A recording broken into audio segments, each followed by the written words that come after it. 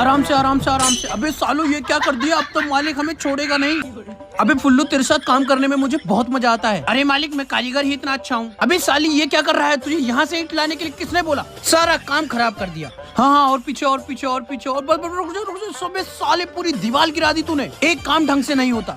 देखो इस बार कोई गलती नहीं होनी। अबे हरामखोरो पकड़ो पकड़ो पकड़ो। अब तो पक्का मालिक नौकरी से निकाल देगा। काम हो गया बेटा, नीचे आ जा।